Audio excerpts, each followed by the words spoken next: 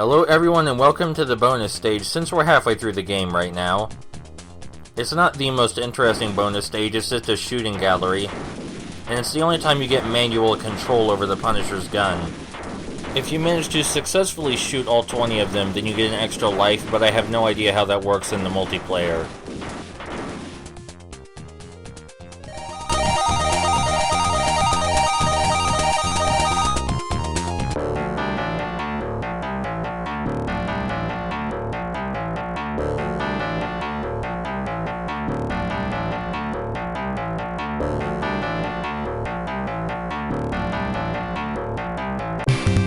This stage is really drawn out, especially in comparison to the original arcade version. For the most part, it's faithful in the set pieces and enemy layout, but there's just so many more enemies in this version. Anyway, this first area on the train tracks is rather easy, as all the areas with gunplay tend to be. Even though we are taking quite a few bullets, that hot dog will refill almost all of our health. Most of this level does take place on a train. I mean, the rest of the level from here on out does, really. All of the environmental pieces are the same otherwise, but as I said, the major addition here is the huge increase in enemies. In the original Punisher for the arcade, the time limit is never a factor that you worry about. But as was discussed in the previous episode, in this one the time limit is potentially more challenging than the enemies. And this is because in order to make the time limit challenging, they flood you with enemies, wave after wave after wave.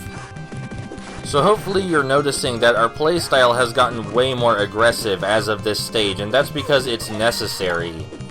You can't play it carefully and try to control your surroundings like you normally would. You need to be on the offensive constantly. This means mixing your sliding kick into your normal combo a whole lot. Because you're going to be in the middle of a normal combo and then an enemy with a weapon will pop up. And you can't walk around like you normally would, you need to keep attacking. So you just do that little tactical roll in the middle of the combo instead. Excuse me. Even if there were this many enemies in the arcade version, the arcade version's graphics and hit sound effects and everything are so bombastic that you would probably get over it. But yeah, if we were playing the original version, we would be at the end of the level right now, for sure. I have no idea what made them decide to go this route with the game design, because it's really faithful in every other aspect.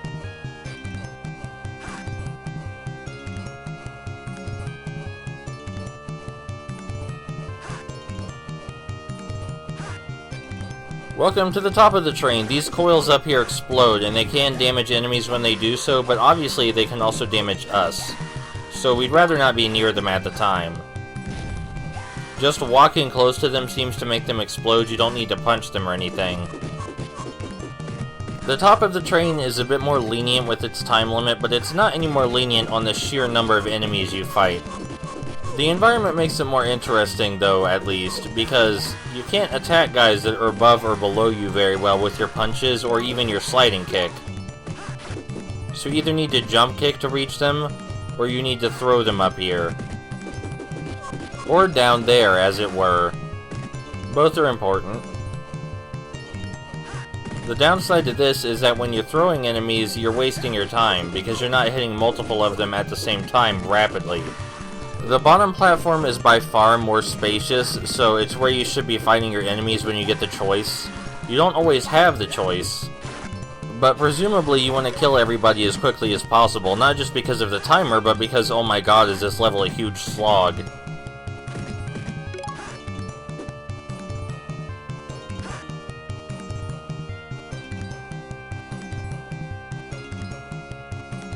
So welcome to Hell. It was mildly difficult to get all the enemies in the same place in the previous room, but in this one, it's more than twice as hard.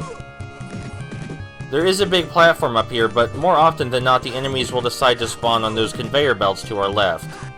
Those unmoving conveyor belts.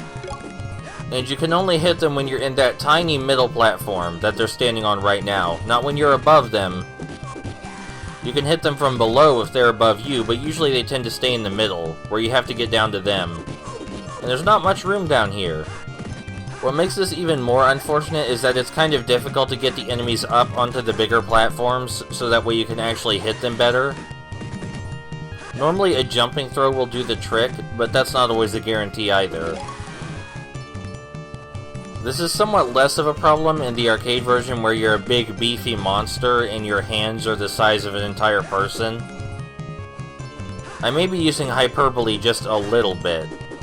You can see right there that my fists were definitely connecting with the enemies, but nothing was happening, which is kind of frustrating.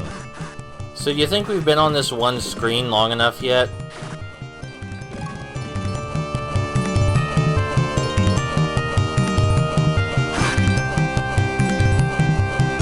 Once we come back down, we're greeted to another Scully and some barrels with a health pickup.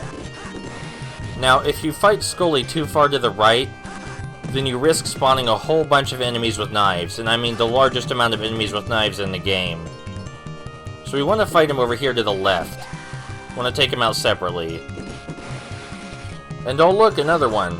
The strategy for this one is exactly the same. We just want to take him over to the left, because if we go too far to the right, we'll get ambushed while we're trying to fight him. And if we can segregate the enemies like this, then they're a lot easier. Much better. Those windows are also destructible in the arcade version. So this door is just a portal for enemies with knives, that's all it is. And after what we've been doing this entire level, it's actually kind of cathartic to be able to beat them all up in just a big pile, without really worrying about getting hurt ourselves. Except that time, because I kept picking up and putting down different knives. I just wanted to throw one of them, but no, I kept swapping them on the ground. It's really my own fault, I should have moved up or down.